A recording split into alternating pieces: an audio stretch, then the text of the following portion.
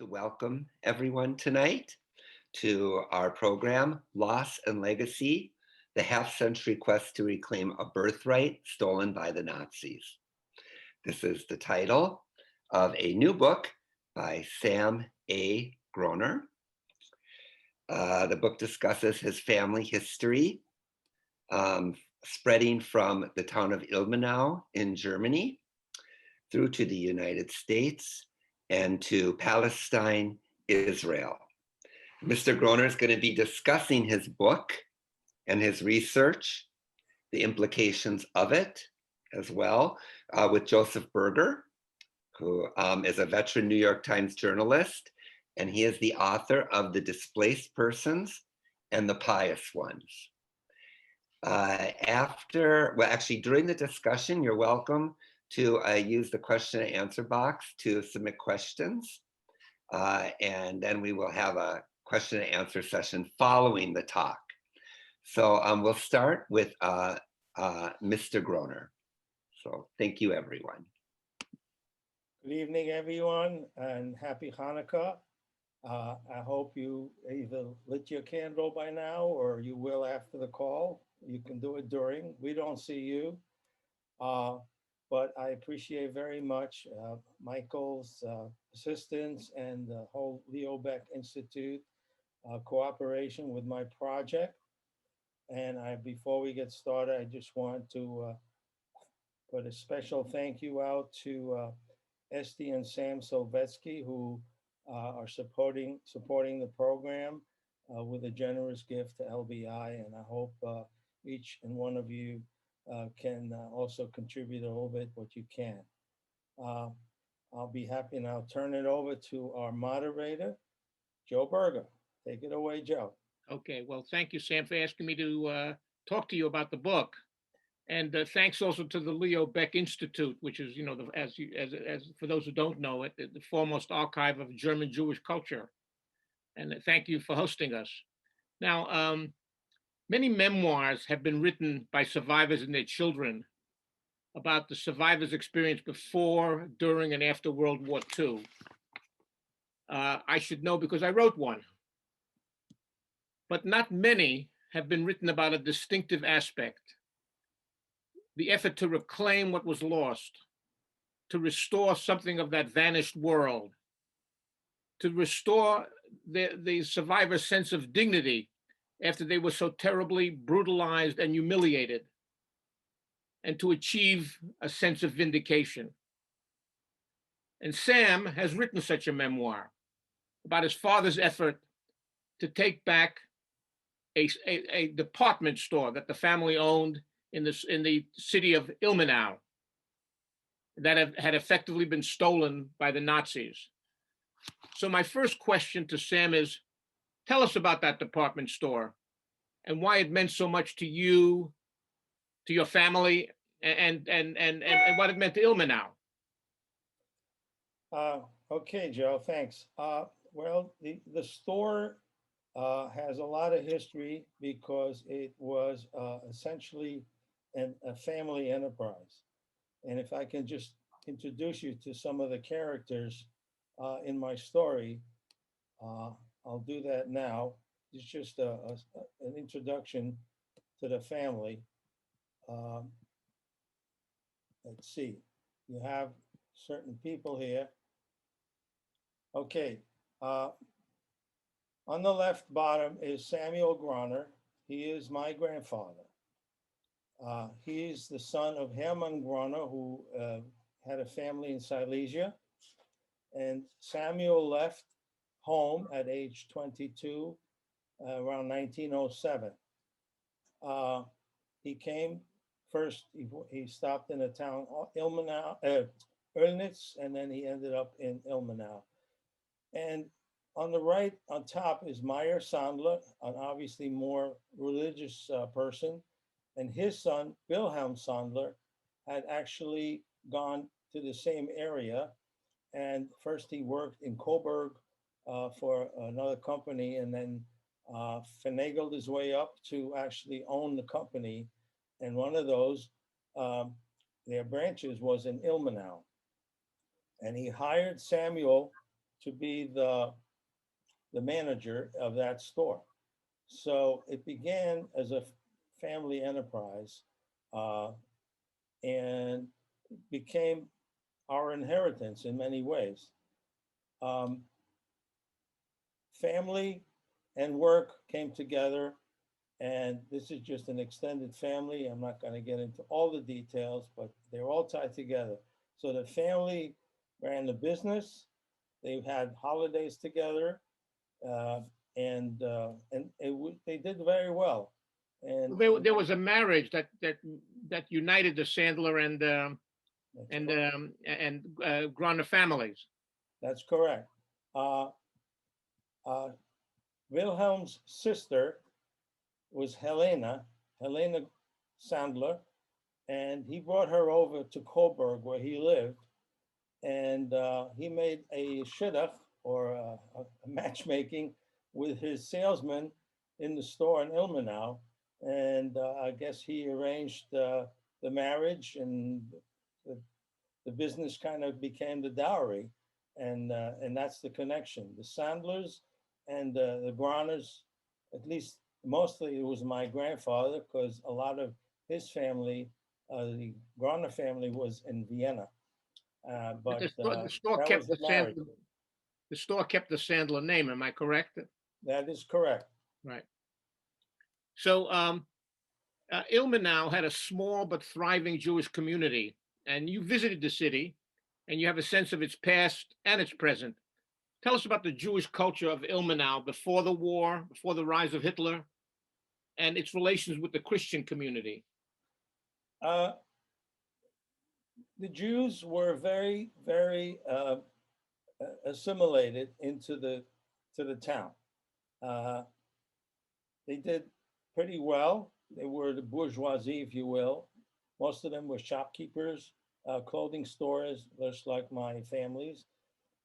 There was a butcher. There were lawyers. There were doctors. They were not very religiously observant. They did not have a synagogue. They had what's called a beta raum, a room for prayer. And there was occasionally an itinerant rabbi from Erfurt, the big city, and some of the other cities that came around. And they had high holy days together. My father had his bar mitzvah there. But they got along great. I mean, they were very well treated. And they came into a good middle class. Some would think maybe upper class, but they were very comfortable along with their neighbors. And I had one picture here of they were very culturally Jewish, obviously, and there's one picture here. 1 second, sorry.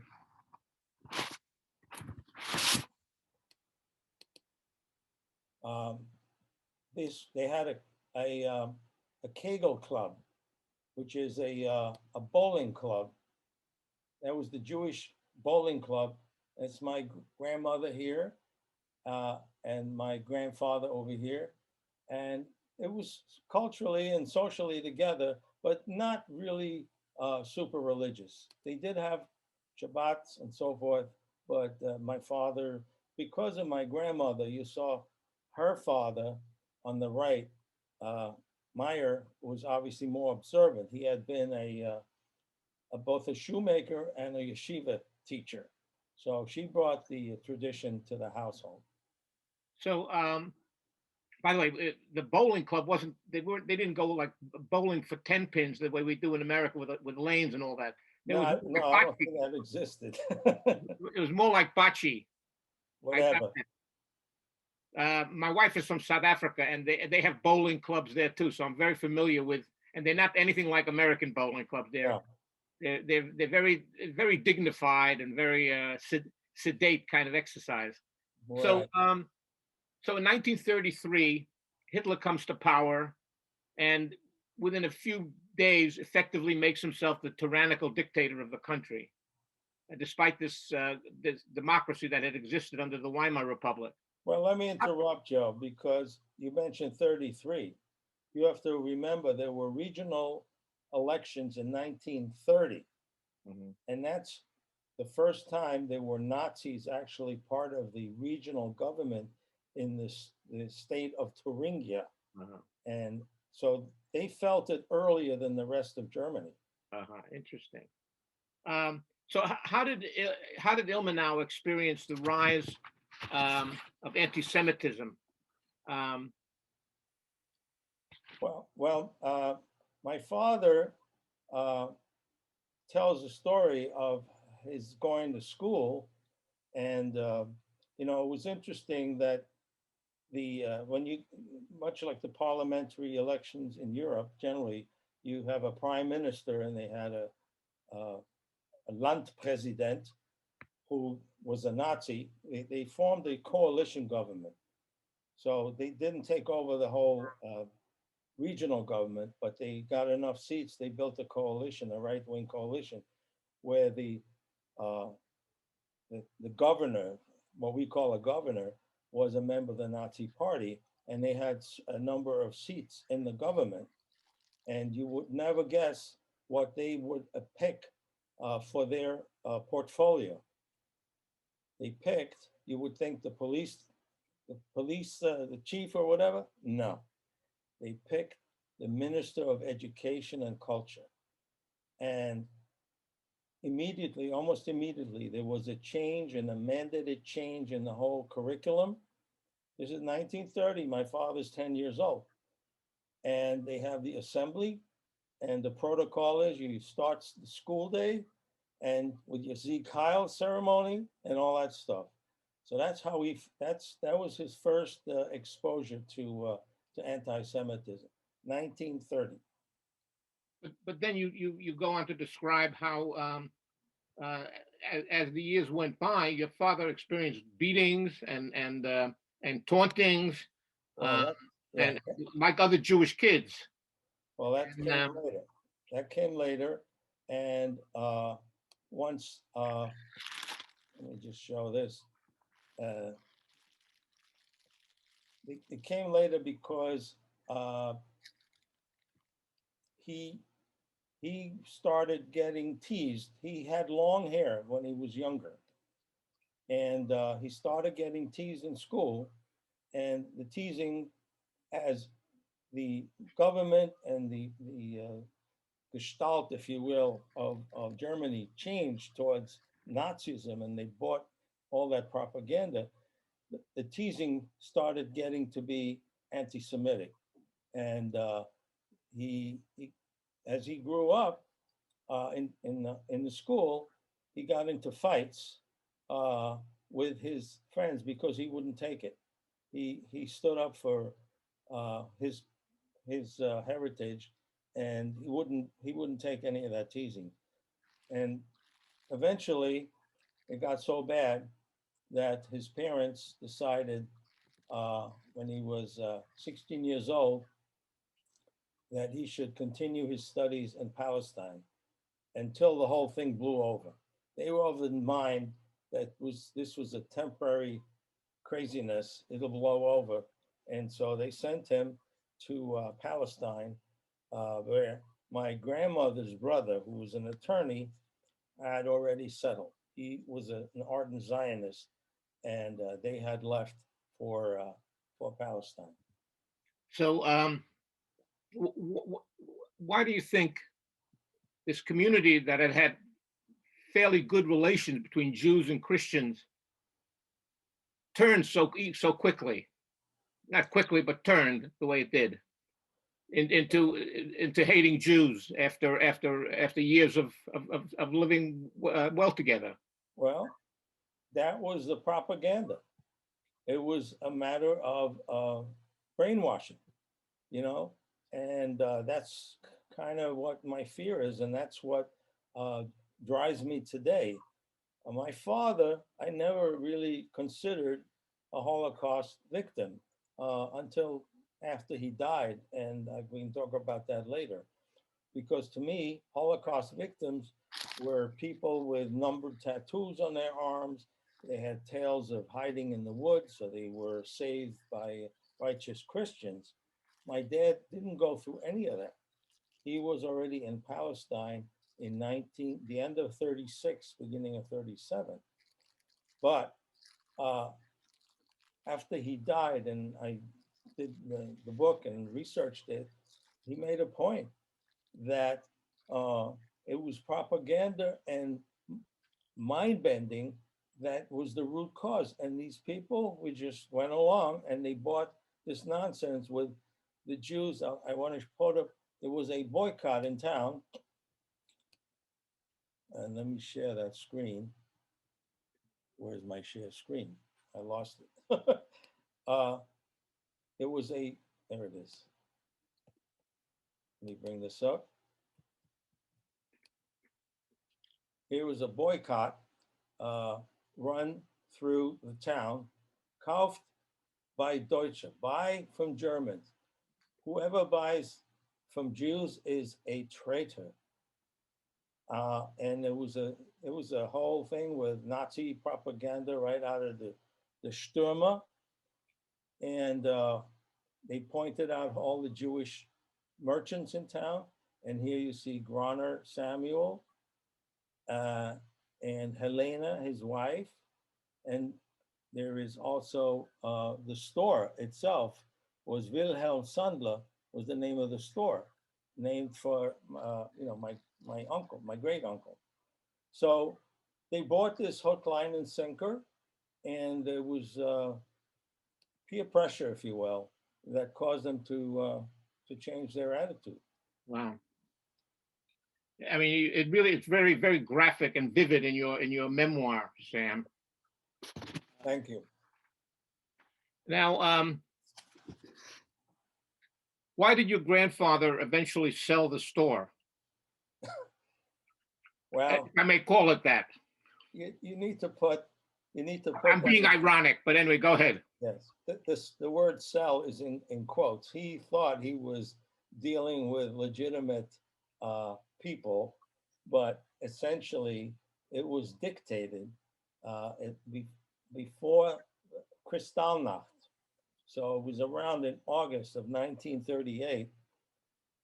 The Nuremberg laws were already implemented locally, and Jews were no longer allowed to own property. And so the local Nazi leader, the Gauleiter, was in charge of Aryanizing the businesses. And I indicate in the book some back and forth with between a member in good standing of the Nazi Party, Mr. Nader, who was basically designated to take over this business. And I have a handwritten contract that my grandfather drafted. He thought it was a legitimate sale, but in the back and forth, I had some correspondence that we dug up from with the swastika letterhead, and the local official saying to Mr. Nader, the buyer, this guy is ripping you off. Look at he's claiming all the sales, but he did have sales, but the problem was the boycott reduced those sales. So they were basing the quote selling price on the drop in business caused by the boycott.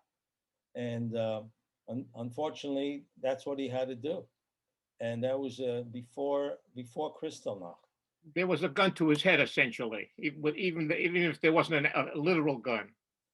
Absolutely. That was a forced sale or basically a seizure, if you will, of a going business after they all decided through the boycott to reduce its value. And then by the way, parenthetically, tell us a little bit about the beauty of this store. I mean, this was a piece of architecture. It wasn't wasn't just a kind of nameless average store. It had a very certain character. That's correct. And this is, unfortunately, I don't have photos of the vintage of my grandparents. I only have a photo of the store after Mr. Nader took it over and slapped his name on top of it. It says here, Hilmar Nader, but it used to be Wilhelm Sandler. Now, this is a structure, it's two stories of showrooms and a residence on the top floor. And my family, my We're not father. seeing that. We're not seeing the photo, Sam. Oh, I'm sorry. I thought I was sharing it. Hold on. Share. Thanks for letting me know. As you can There you tell, go. Look at that. I'm a novice at this, pardon me. Okay, here we go. So this is a 2 floors of kind of, you can almost say it's a Bauhaus style because it was completed in 1929. Now, imagine this is a year before the stock market crashed. So my grandfather and grandmother and my great uncle Wilhelm were that optimistic that things were going to be great in 1929. So they spent a lot of money. They obtained the land from what used to be the farmhouse, a church building, office building, and they bought the land a little before that when business was good. They had it on a street. And by the way, I'll show it in a minute. The business grew. They were optimistic, and so they hired an architect. This is 1929. The Bauhaus School started in 1919. So they incorporated, you know, these curved corners. That was so typical of the time. And you see a lot of this style if you ever go to Tel Aviv. That's a prime example of the Bauhaus style construction. And it was a very good going concern until this boycott started. Mm-hmm. And that's what they built. So it was a quite well-to-do business. By the way, notice the shop windows. You know, right out of Saks Fifth Avenue. Oh yes, for its time. And also, you know, the streamlining, which was very typical of Art Deco, which was also coming to the fore. I'm not an architect, and so you know, my knowledge of it is very, you know, general. But you know, streamlining is one of the characteristics of Art Deco. So this was a very avant-garde store in its own way. Absolutely, it sure was. Yeah. So tell us what. So your grandfather sells the store. Oh, I wanted, before we do that, I did want to show you. You know, you go to stores today, and they give you tchotchkes, and somebody was kind enough in Ilmenau to send my father a giveaway hanger from the store in Ilmenau. It's Wilhelm Sandler, Poststraße Nummer 8, number 8. And on the bottom you read, Herren und Knaben Garderobe. And this was a giveaway hanger that somebody had saved. And and the Poststraße address is actually before that building was built. Interesting. So tell us, I know it's so difficult, but tell us a little bit about what you know about your grandfather's fate. And I know you don't know a lot also, but of what you do know. Well, what I do know, I found in the archives, and let me show here. I have, darn it. Okay. You see this picture? Did I share it? It's not showing up. Not showing up. All right. Let me share again. I'm sorry. You can tell I'm a newbie at this. Share. Okay. You see that? You see a document? Yep, I see it. Mm-hmm. Okay, great. So what I know about my grandparents, my grandfather was, even though he didn't own a store, on the night of November 10th, 1938, he was arrested for protective custody, like many Jews. And he spent a month there from, you see, November 10th. And Tlassen, he was released on December 10th. They do it backwards there, right? Then he was rearrested in 1941.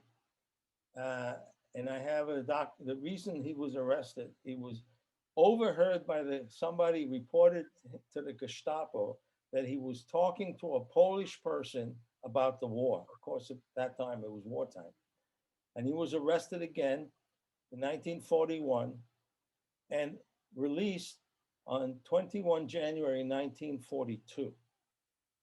And you notice here it says Die Kal, darf in kein anderes Lager. That means he can't be put into another camp. So he's released on January 21, 1942. And somehow in the effects of our family, and I inherited this from my father's brother who had died, predeceased him. And there was a postcard here. Essentially, it's dated May 4th, 1942. And in its important part, it says, we won't be able to get your mail from here on because we have to leave Ilmenau next week. Okay, this is dated May 4th. They had to report to the train station on May 10th. And they went to Weimar, and I show in my book, I had found documentation. There was a major transport of most of the Thuringian Jews on that date, May 10th, 1942. And it was supposedly go to a ghetto called Belgic in the east. This is the euphemism. They went east, but they were never heard from again. And so they never arrived. There was no record of their arrival at the ghetto. But through documentation, there was one witness and survivor, and I quote her tale in my book. I meant to ask you this, but is that the Belzec that was an extermination camp? Now I think it's not the same as the extermination. It was called Belcyze, I think. It's a ghetto. It was not the Belzec death camp. I see. Okay. Belgique, I think. I don't speak Polish, so I don't know. And from then on, you lost track of your grandfather. Well, not just me. I wasn't alive yet. Right. My dad. I mean, your family lost track of your Right. grandfather. My dad was in Palestine, and it was incommunicado, and that's in my book. Since I don't have any documentation, I get into a little bit of fiction, my imagination of what could have happened based on the facts that I knew, how they were stooping people into these boxcars. And I imagined what my grandmother had been thinking. And I don't want to give away the story, but it's all my imagination, that aspect of it. They didn't, there's no record of them being in an extermination camp. Unlike Uncle Willie, my grandmother's brother, he was already aged, and he went to a old age home in Frankfurt, and we have a record of him. He survived quite a bit of, torture, and he died. He was killed in Auschwitz. Now, this is a story about your father's effort to reclaim his father's store. Yeah. How and why did you get interested in tracing that history? Well, it took a long time, and I kind of decided to do that beginning in 2010, after he died. And I relate in the book how he had left me what I call a museum. He had documents, correspondence, photos, and all kinds of stuff that was sitting in my closet, which is right behind me. You could see a closet. And my wife said, this stuff has to move out of here. So I started really delving into it. And I said, you know, he left this for me for posterity. So now I have an obligation to go through this and document what I know about his life. And that was the inspiration. I started doing, looking at it. This is 2010, he died.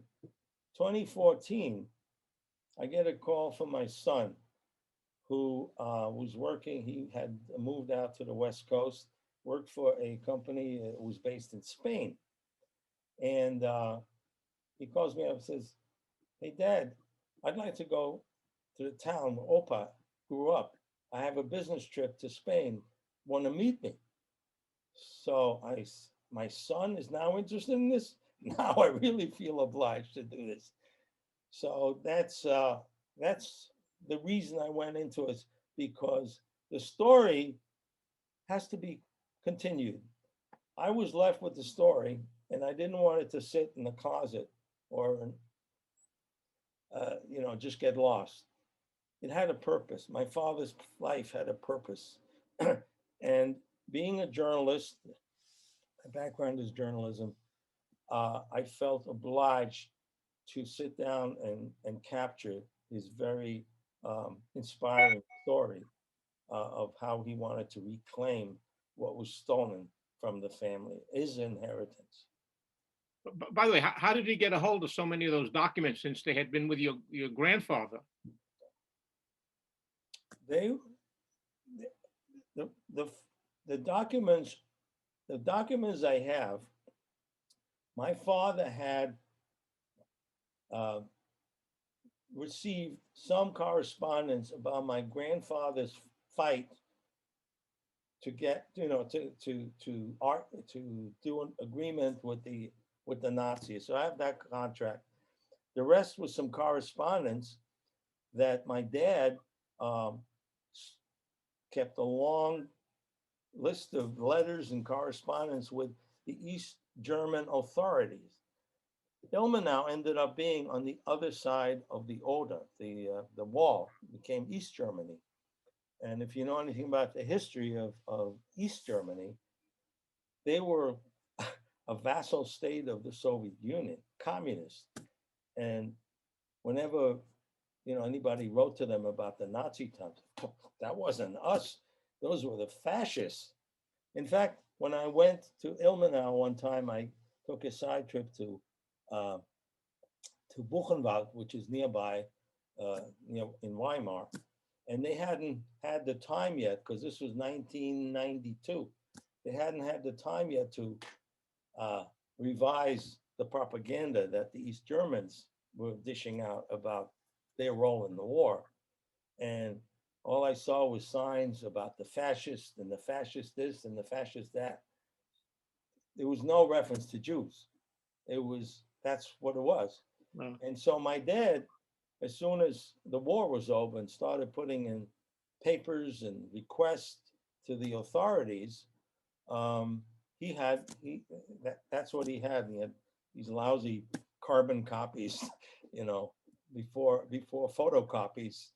And so it was sort of tattered and so forth. But I also had the assistance, and I want to put a plug in for a friend of mine who became a friend of mine, one of the gentlemen I met when I went with my son to Ilmenau. His name is Rainer Borsdorf. He grew up in East Germany, a young man, and a researcher. And he assisted me in digging up a lot of archival material from the state archives. And actually, there was some stuff in the municipal archive of Ilmenau. So that's how I got some of these documents. Now, thanks to your father's or your grandfather's foresight in sending his son over to Palestine, Yeah. you ended up in Israel. You were born in Israel, in Palestine, but within a year or so, it became Israel. Yes, I'm actually Palestinian by birth. Right. It was a British Palestine, British control mandated Palestine. Right. The year you were there was the year that they came up with the partition plan. The year you were born, I mean, was the year they came up, it was 47, right? Correct. I was born in 47 September. when they came up with when the UN came up with the partition plan, but it took a while for it to be implemented, and so by 48, May 48, when the Israelis accepted the plan and the Arab countries did not, war broke out. So you were born within a year of your Yes, actually birth. several months. It was Yeah. May of 48. The state was declared. I was born in September of 47. Right. Yes. So tell us briefly about your wanderings from Israel to the Bronx, to New Jersey, to working for the Anti-Defamation League. All interesting. Okay. Well, I should preface that since this is the Leo Beck Institute, everybody knows the term Yeke.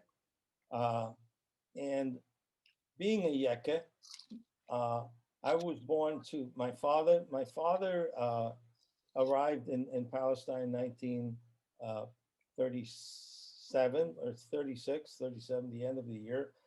And he was there to study. He was only 16 years old. And within 3 years, of course, war broke out, World War II in 39. And he joined the British Army and then was sent to North Africa, where he served with the Royal Engineers. His background was, he was studying engineering. And so he was in the British Engineers, and I understand he used to tell me stories. They used to build these decoys for the Luftwaffe, building these wooden cannons. And so they would spend all their ammo on nonsense and just waste all the ammunition that they had. But he came back for furloughs, as they call them, and he was hitched up with another German lady, a young woman, my mother, who had come over in 1939 with her basically entire family intact. It was her parents and a brother and 2 sisters. There were 4 children. And it was a hookup, and that's who we met. And they married. The wedding was in full military regalia. He had to negotiate with his commanding officer in the British Army. Can I have this particular day off because I'm getting married? So October 10th, 1944, they were married. And I was born 3 years later. And then my sister was born, my sister Tamar, who calls herself Tammy, was born in 1952. So there's quite a history there. And I should tell you that the Yekes clung together in Palestine and Israel. And where I grew up, all my friends, and I relate all that in the book, my friends all had German-speaking parents. And I'm still very, very friendly with my friend Ronnie, who comes visiting in the United States on a regular basis. These are lifelong friendships that we formed in childhood. And they were all friends of my parents. And a lot of these people eventually left Israel. They first actually went to Germany, some of them, like we did. My father decided, are we ready for that part of the story? Yeah, sure. Go ahead. Okay. I don't want to interfere with your plan here, but No. yeah, my dad, by 1957, my father had spent 20 years in Israel / Palestine. He had fought in World War II, and of course, he assisted in the War of Independence right after he got out of the British Army, and the Haganah decided to tap his skills in metalworking to work in a underground munitions plant to build these mortar guns. And so he spent time in that war as well. And then in '56 was another war with Egypt in the Sinai campaign. And the story he tells, when he got back from that campaign, he tells a story because I asked him about years later, why did we leave Israel?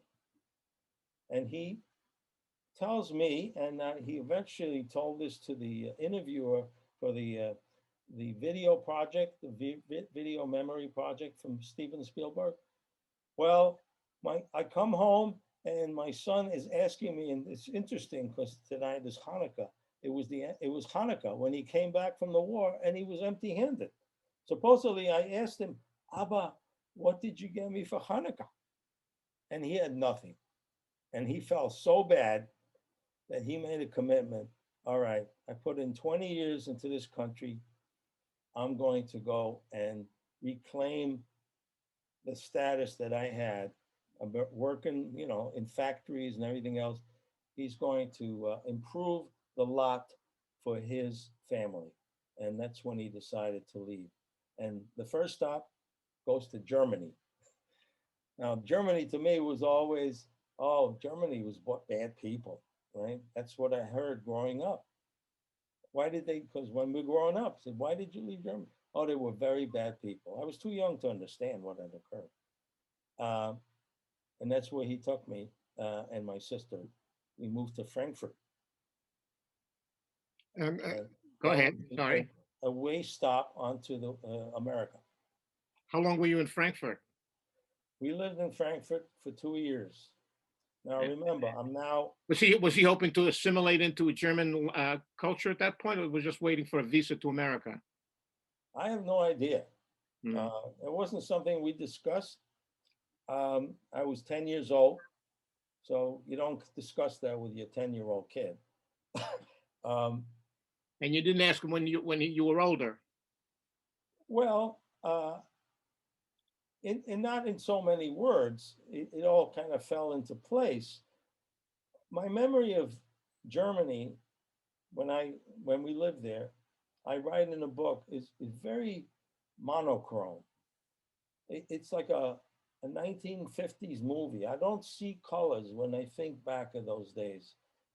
I had been yanked away from my friends in Israel. I was an Israeli kid, and all of a sudden I'm fitted into a school where I don't understand the language. I spoke German, conversational German, but I didn't really understand what we were doing, and I wanted to go home. To me, home was back to Israel.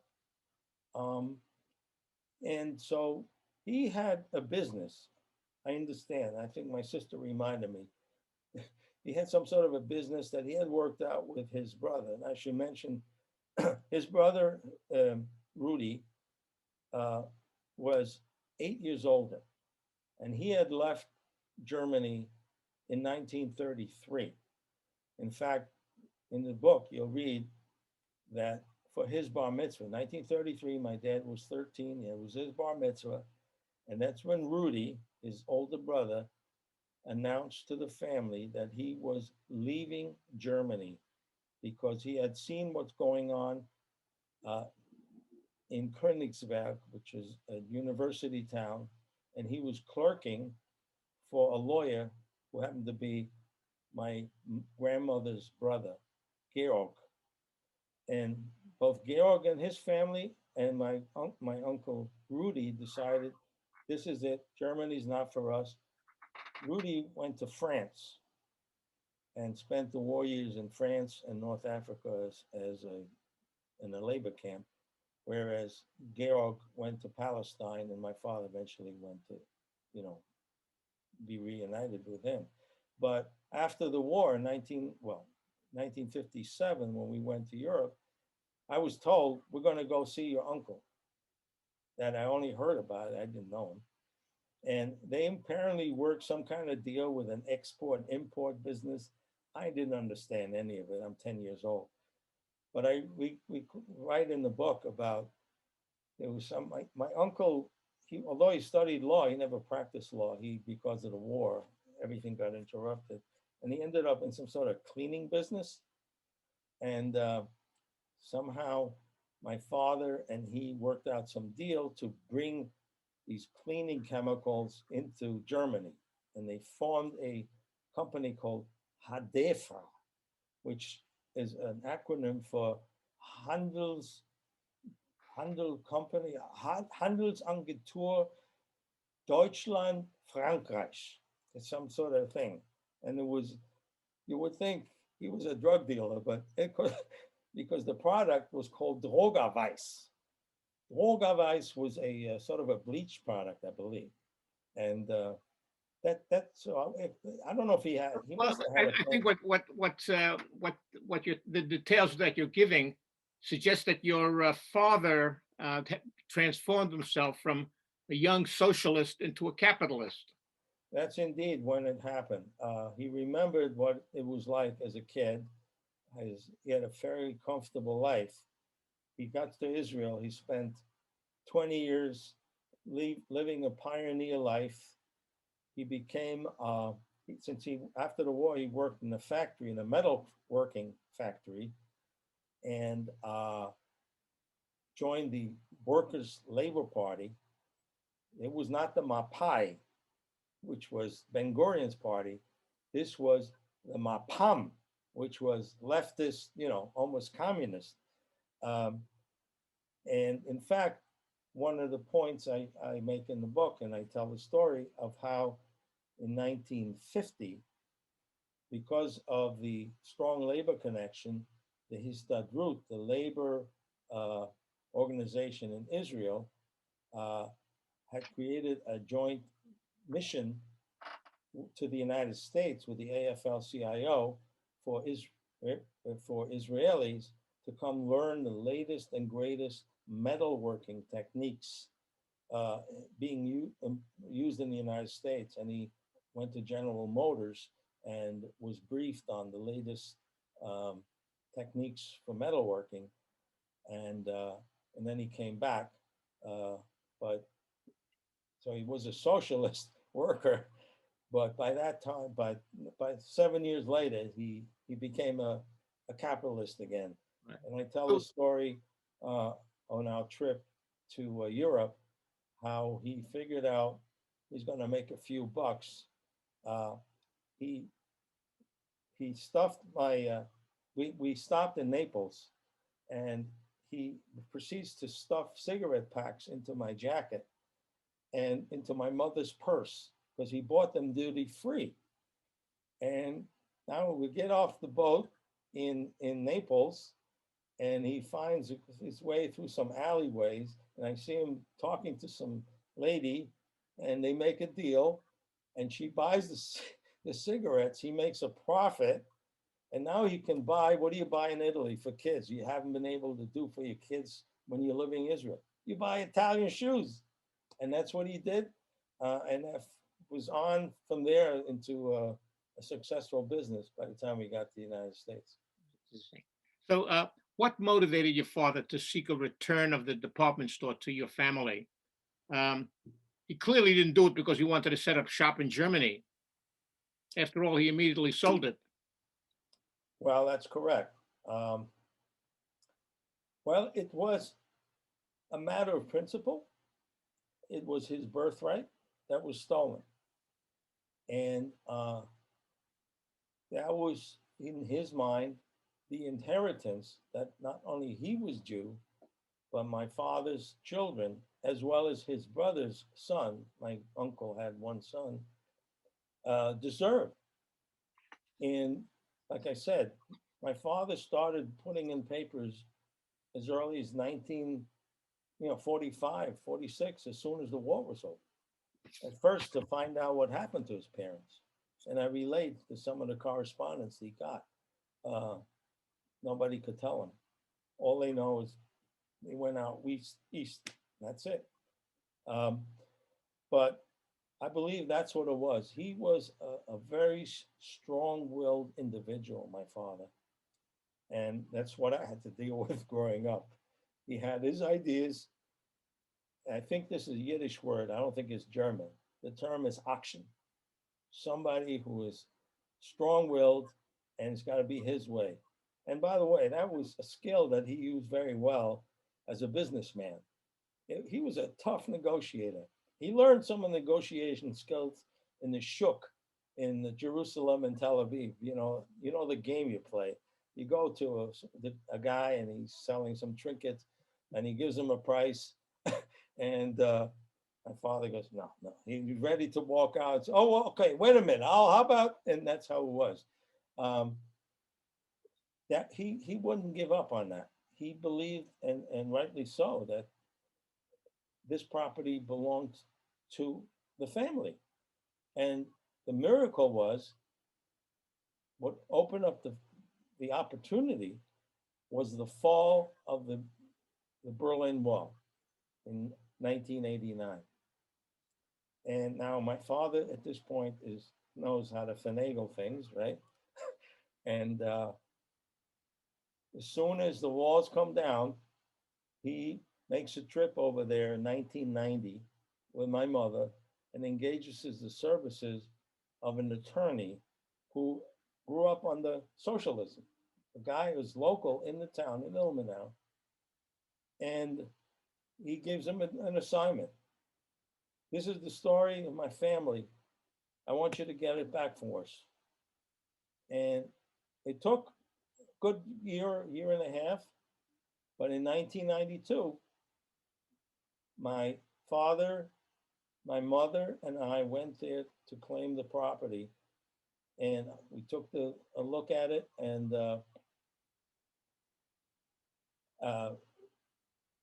we went to, it was the first time since 1936 he was in that building. He had seen it in 1990, but he couldn't go inside because it was occupied. But in 1992, this is the first time he's in the house that he grew up in. And I tell the story there of the impression that it made on him. It was very emotional, and for me too. So what did it make him do? He wanted it back for his family, to get the inheritance. And eventually, the lawyer, Geitz, was successful. And then the first thing we did was, when I understand, was the Germans, the local government, were afraid that he wanted a payment. He wanted cash. And he said, no. They were, East Germany was bankrupt, essentially, right? So the last thing they had was cash on hand to pay the Jews who come back. No, I just want what's rightfully mine. And, to their credit, there were very meticulous records of the history and provenance of that property. And I relate how that happened. And then once he got the title back, he asked me and my sister and my cousin, do you guys want to own this building? And none of us wanted the building. And so the lawyer had, in the meantime, explored potential sale, and he did find a business in Braunschweig, called, oddly enough, the New Yorker. They're a big chain of sort of a Gap kind of store, sportswear. Now remember, this is the new market is opening up in the East for the West German companies, and they saw a great opportunity there, and they bought the building. as I read your book, I read between the lines, and I'm wondering if you could, if I may uh, present my thinking about it, and I wonder if you could respond to it. I mean, what I saw was a kid who grew up with this, seeing taunted by his so-called classmates, um, getting into fights, seeing what happened to his father, hearing about the boycott, the attacks on the store itself, um, and to him it was a kind of vindication to be able to acquire it. The reason I say this is because now that most people who lost property, most Jews who lost property during the war, said they got good riddance. They couldn't, they weren't going to go through the trouble. Your father did, and I think in that case he felt a special um, drive based on his own mission, Yes. a mission based on his own life experience to get something to vindicate what he had been through. Well, that I'm sure was a factor, but he just felt it was a question of justice, Exactly. and that's what drove him. The injustice of that befell his family, the death of his parents, and many other relatives. You saw those family pictures. Many of them were killed in the war. And I should also add, and my sister always reminds me of that, my father has no problems with today's Germans. He treats people as human beings. He bears no grudge against young people for the crimes of their parents and grandparents. And he and my mother went to Germany on vacations afterwards, and he befriended people, as I have. And so it's not a question of a grudge or I don't want to know a thing about it. He felt he had to get justice for the family, but at the same time, he does not blame or hold a grudge against the generations that came after these terrible crimes. In fact, my friend Rainer, the researcher, growing up in East Germany, himself discovered, growing up in a socialist environment, that his own grandfather was active in the party, the Nazi party, not talking about the Communist Party. And as a result, he is dedicating his life to doing what is a Christian thing to do. And he's running tours for Jews who are interested in seeing the past, the contributions of the Jewish community. He's involved with the local Jewish community, most of whom, by the way, are now Russian. The original German population is basically gone.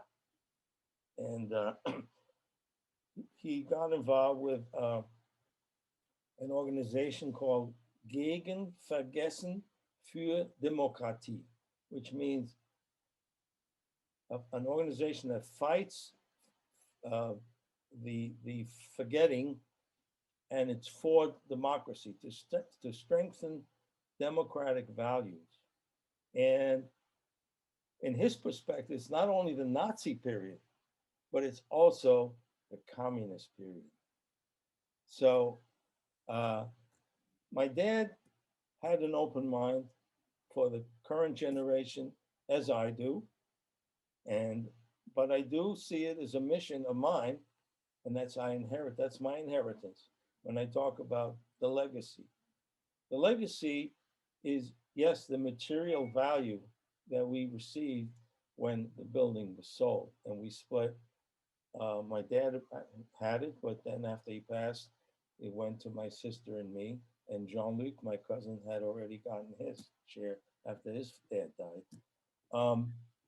But legacy is beyond material.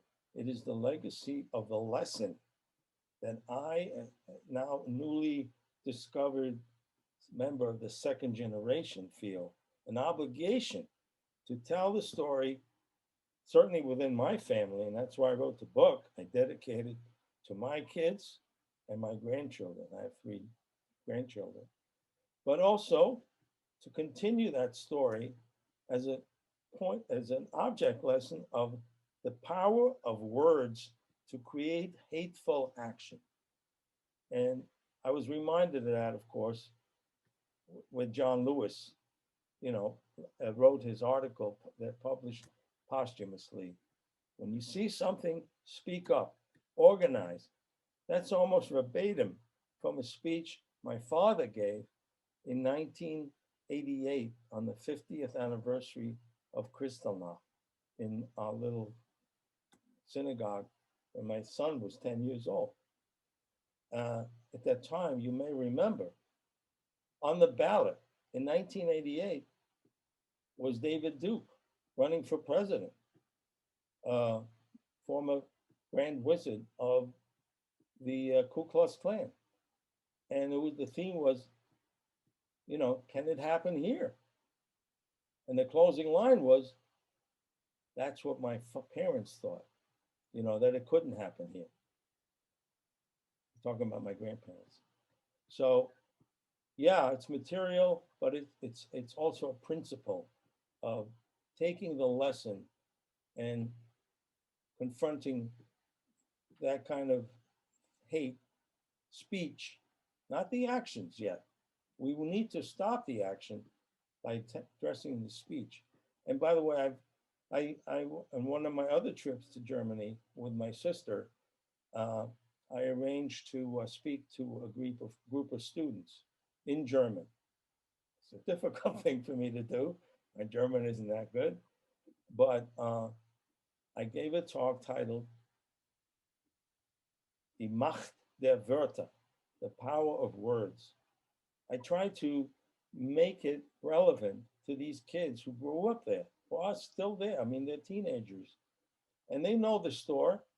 They pass it by, and I have a picture of the store today. And the reaction I got was like they didn't know anything about this. And in fact, I mentioned the word deportation, and a girl asked me, what does that mean? She didn't know what a deportation was. These are, 14, 15-year-old kids. So we need to repeat the lessons and spread the lessons. And we need to catch the words of hate before they lead to action. And I think that's what drove my dad. Well, Sam, I'd like to close with, and I hope everyone heard what you just said, and takes it in. I'd like to close with one of the more poignant and charming aspects of the book, which is a proposal you made to your father to have a plaque attached near the entrance to the building. Tell us about that. Okay, this is a good time to bring up let's share my screen again. Please bear with me. Share that. I'll go right to the spot right here. Okay. This is my son, Jesse, in front of the store today. This says the New Yorker. You'll see it's an amazing shape, still great. It's a going business down here. And the residence upstairs was turned into a university dorm. Because there's a university in town, a technical university, and they provide housing for the students up there. Now, the New Yorker people had sent a helicopter to my dad, to Erfurt, which is the next big town, to bring us back to sign the papers, the contract of sale. And the night before, I had this vision, and I asked my dad in the morning, I said, Abba, when you sit down with these people, maybe you should ask for some sort of acknowledgement of what this building used to be. Because there's no gravestones for for your parents. We said that's a good idea. And we got to Braunschweig, they crossed some T's. My father, reading contract, always had a little bit of here and there, correction, minor correction, all initialed, and then he opens the negotiation, and there was none. The lawyer representing the company said, absolutely. If you want a plaque, whip up the words and we'll install it. And you can see it, unfortunately, because of the whole glass front, it had to be placed up here above the glass. So you kind of creak your neck a bit to read it. But translated, and I read it, I translated it here. I'll read it to you. It says, this commercial building was built in 1929 by Samuel and Helene Gronner on the site of the former Ilmenau parish office. The oppressive Nazi regime deported both of them to the east to certain death on May 10, 1942.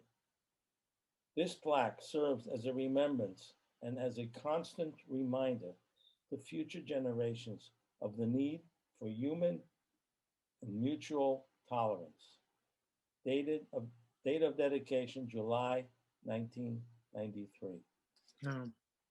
Well, Sam, thank you so much for sharing the story with the rest of us, and it's such an important story and an instructive one. So, if anyone has any questions, I just want there are a few, and I can start asking them. Okay.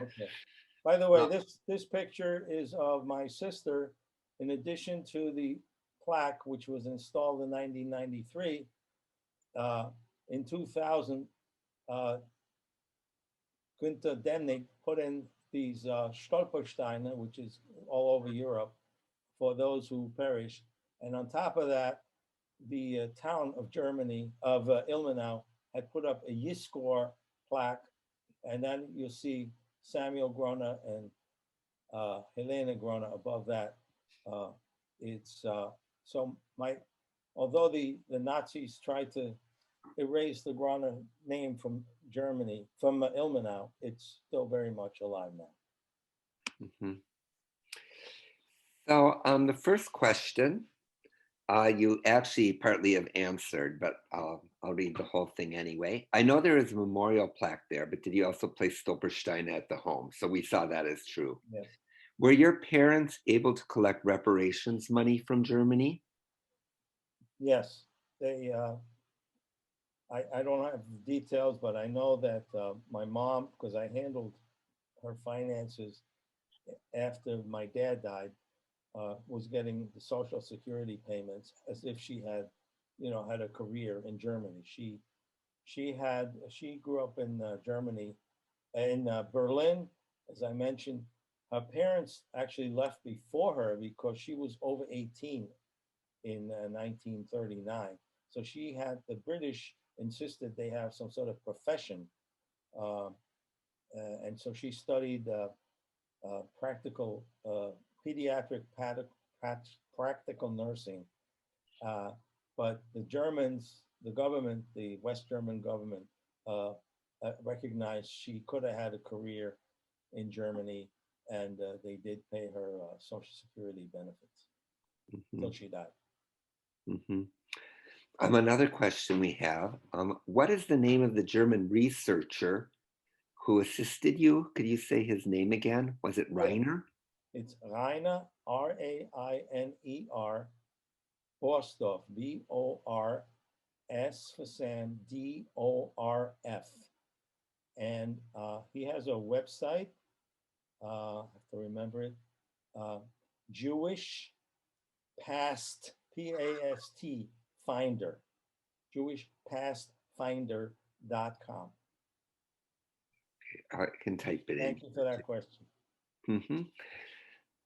Um, uh, the next question is um, from a man named David Manburg. How after 50 years, maybe the syntax is a lot, but how after 50 years the property was taken from your family that you were able to get ownership? I think he's asking, how were you able to get ownership again? Obviously, the property was owned by many other people over the years. No, it was not. It was not, because in East Germany, everything was owned by the state, right? The communists come over and they took over private property. Now, it was interesting, side note, when my dad put in the claim with the trust, there was a trust established for these properties that were in dispute, former Jewish properties, but also properties owned whatever by Nazi party members, because the communists took over, right? And so in this case, this was held in trust, in a government trust, and rented out to various state enterprises. So there was no question. But the gentleman, the son of Mr. Neda, felt he should be compensated as well, because his father lost his business, when the Nazis took over, when the socialists took over. But as soon as he heard my father's story, he went in the back and ceded. He pulled away from the claim. In fact, I have some very, very nice letter that he had written to my dad after they met, and so that was the only issue with the ownership. It was very clear. It was all in the Grundbuch, which is the deed book of the town, who owned that property. I have also here something that's more of a statement. Did you know that, this is from Dina Gold, did you know that one of the offices currently occupied today's German Federal Ministry of the Interior, Construction and Heimat also has a plaque at the entrance? The building was stolen from my family in 1937 by the Reichsbahn. I wrote about this case in my work, Stolen Legacy, Nazi Theft and the Quest for Justice. It's 2 blocks from Checkpoint Charlie. As Joseph Berger rightly said, most survivors did not want to pursue cases. I did this on behalf of my mother. And I think that's an interesting point, because what do you think it was about your father that made him different from other survivors who chose to let go of their property and their former assets in Germany? Well, I already Tricky discussed, question. I mentioned it, that he was an auction. It was an injustice. You know, to the day he died, he mistrusted government and tax authorities. My father, once he became an American businessman, figured and finagled all kinds of legal hooks for his businesses, and he did very well. And he was able to, when he and my mother went to Germany and they traveled all around the world, figured, if I have a meeting with a potential client or supplier, now it's a business expense. So he was able to write off a lot of his businesses and travels as a business expense. And he saw, not that he wanted to make money off this property. In fact, when he died, the money was still sitting in a bank in Germany. He called it the blood money. I'm leaving the blood money for you and your sister. And so he didn't do it for the money. He did for the inheritance, his inheritance that he could pass to his children, because his parents were cheated out of that. They had amassed quite a valuable asset, but they died, they were killed, and he lost out on it. And he felt the right thing to do was to fight for it and leave it for my children and grandchildren. That's what drove him. Yeah, it's just so interesting how some people, there was this smaller group of people that did choose to do this.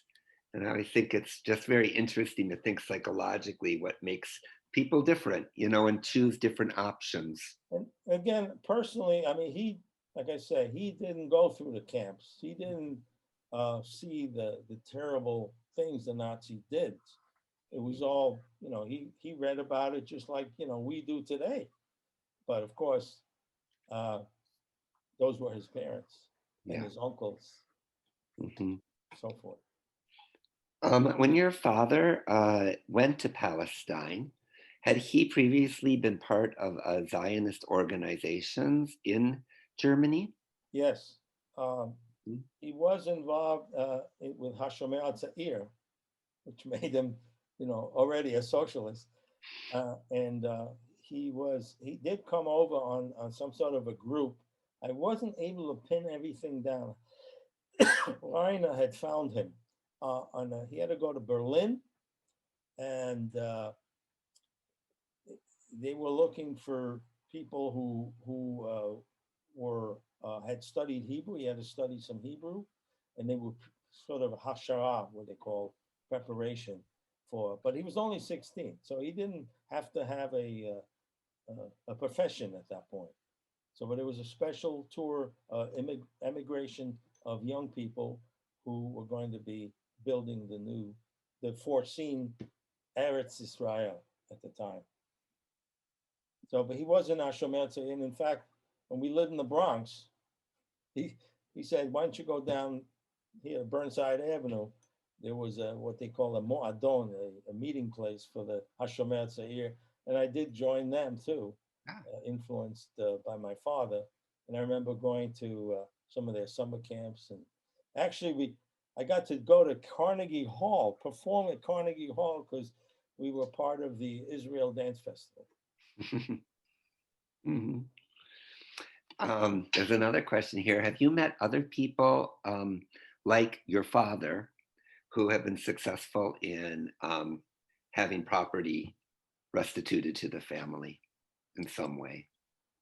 Um, not not that I can think of. He was unique even among all his friends, all the Yekka friends we had, and I'm now second generation friends with the children of my parents' friends who all got out of Germany and either ended up in Palestine and eventually in the United States.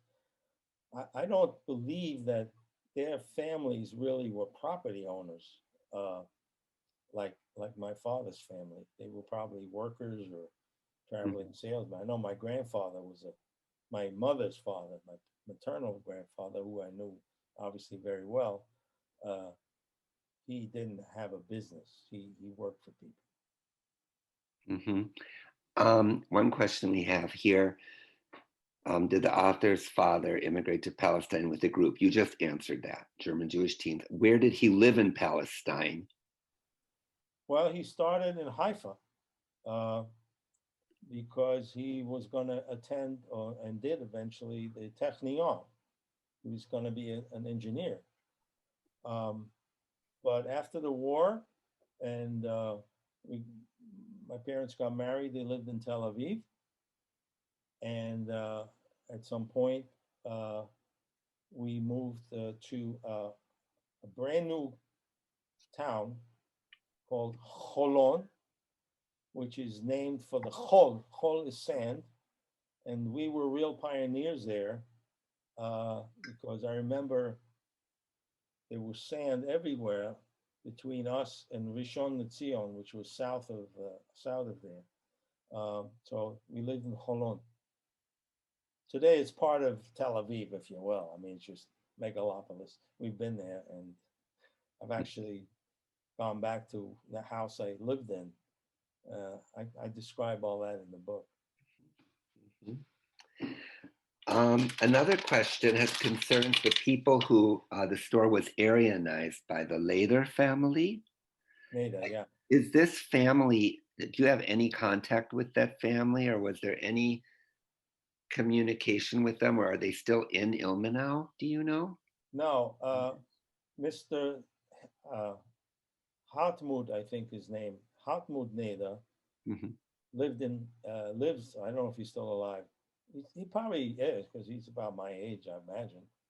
I didn't meet him, but my father met him. And he had written a very nice letter to my father, which I quote in the book. So I don't have any contact with him, no. Yeah, yeah. He lives in Chemnitz, if I recall, Mm-hmm. another former East German town. Mm-hmm. Do you still have, you showed us the hanger earlier. I'm Do you, sorry? you showed us the hanger earlier from the department store for men's. Oh, the hanger, yes. Yeah. Do you have many other such artifacts from the family business? No, unfortunately, no. It was sent to my dad with from the mayor, then mayor of Ilmenau, and it was given to him for my father by Bernd Frankenberger, I think is his name, Mhm. who was a one-man uh, historical photo uh, source of Ilmenau. He's published some books, and he donated one of his books to me and Bernd Frankenberger. And I actually found in my dad's effects, or it came from my uncle. There was a photo taken away from the actual construction of that store, that landmark store. It was around 1927 or 8, I guess 28. I wasn't sure if that was the store. And I sent it to Bent and I asked him, is this the store that he said, absolutely. I've never seen that picture before. So he appreciated that very much. But I have no other artifacts of that. I do have, and if Leo Beck is interested in that, the hanger, as well as I have my father's British Army tunic and some of the medals and regalia stuff that he had. It's meaningless to me, but maybe it's a meaning to Leo Beck. I'll be happy to include that with my promised donation of my papers. Thank you. Yes, we look forward to having those for sure. What do you know when your ancestors settled in Ilmenau, and how many generations lived there? No, I do know that my grandfather came there in 1910, but there were no previous. They were all from Silesia. In fact, on my research trip, one trip I went to Poland because my grandfather was born in Teschin, which is today the Polish city of Cieszyn, something like that. I can't pronounce it. And I actually got hold of another researcher there who dug up my grandfather's grammar school registration record. He attended a Schotschau, it was called under the German name, Schotschau, and it was a public school. Unlike my maternal grandmother's side, who were yeshiva oriented and more orthodox, my Hermann Gronner's family were believed in public education, and they sent him to a Volksschule. So he did not grow up in Ilmenau. They were sort of migrants from the east, as was Wilhelm Sander, my grandfather's brother-in-law and partner. And maybe this might be the last question. Well, we have a little more time yet. Do you have any idea what happened to the Jews of Ilmenau? That might be better phrased also as, is your family still is your family in contact with anyone else from Ilmenau? Or Well, was your dad? it's a good question. My dad was, while he was alive, people from Israel. There was a family, another family that you may have seen a name on the boycott list, was the last name Gabbe, Gabbe.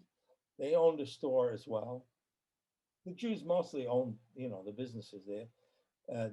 He was very friendly with Heinz Gabbe, who was the son of Max Gabbe and his brother, I forget his name, in Israel.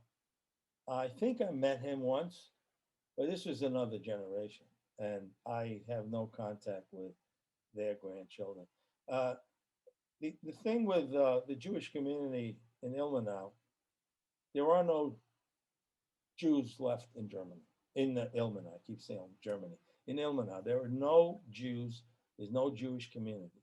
The only community left is a revived community in Erfurt. That's where the Jewish community of Thüringen is based, and it's where the Jewish cemetery is. And in fact, I relate in the book the story of Jesse, my son, and I going to a memorial service at Kristallnacht. That year we were there in 2014. And I believe the head of that county of, I guess, the state, Thüringen state, a Jewish community, it was originally from Ilmenau. He's a professor. He's getting on in age, but there's no active Jewish community presence in Ilmenau today. And do you know if many Jews of Ilmenau survived the war, the Holocaust? Do you have any statistics or facts about that? That's a question someone asked. Well, it's a good question, and I don't know that, and that is the project that Rainer Borstorff is working on. He has names of some families. His work is essentially centered on Ilmenau and surrounding Thuringia, Franconia, those communities, because he recognizes the contributions that Jews made to both commerce and culture in that region, and he wants to highlight it in his work. So he's got the latest, information on any of those families. There are a few that I know through him, and some of them maybe even on the call today, because I think I invited them. But these are Americans. They're in the United States. I don't know. I have no contact with any Jews in Ilmenau. I've met some of the Jewish community, but like I say, they're all Russians. Mm-hmm. And someone asked too if you could just say the name of the store your father and grandfather operated, the name of the business. It was called Wilhelm Sandler, Sandler, which is an interesting name because Sandler in German is a cobbler, and my great-grandfather, Meyer, the one you saw with the yarmulke, he was a cobbler by trade, and as was his father and I think his grandfather. So the Sandler name dealt with the name and the profession over the years. Wilhelm Sandler was the name of the store. That's what is on that on this thing right here. Mm-hmm. And then I think the last question for the evening concerns, you said your son is very interested in the family history as well, and you obviously have been to Germany with him, which you talk about. Do you see him continuing the connection with Germany? Well, it certainly had an impact. I mean, he knew my father, and yes, he has, my granddaughter, his daughter had a bat mitzvah this year. Mhm. And so as she gets older and more mature, I think he can have those discussions with his daughter. And he also has a son who's 11 years old, Jacob. And I dedicate my book to Maya, Jacob, and Leora is their cousin, who is my daughter's daughter. So, and my dad did get to meet them all before he passed. So saw his great grandchildren. Wow. They were very little, of course, but Wow. Yeah. Still, that's interesting. I mean, to create such a circle, and one going in some ways back to Germany. well, yeah, they at least they know the history. They will know the history now that it's committed in literature, and I hope they get inspired to study it some more. Um, and mostly, I know already that they live the values that my father had taught my children, and they're passing on about respect for other people, cultures, uh, and the power of words and hateful words. So they already know that at their tender age. Good. Well, I think that's the end of the talk. 7:02. I wanted to thank you, Let Sam. me just put a plug in. If somebody is interested in the book, write down this web address. Oh, you could also type it in the chat. Okay, I'll do that. Okay. https lossandlegacy.com. That I only sell the soft cover online at that website, but the ebook is available on your favorite digital store. Okay, I put it in there, not as a link because I didn't put the HTTP, but That's it's clear. Should be clear. all right. So yes, so thank you, Sam, for introducing your book to us.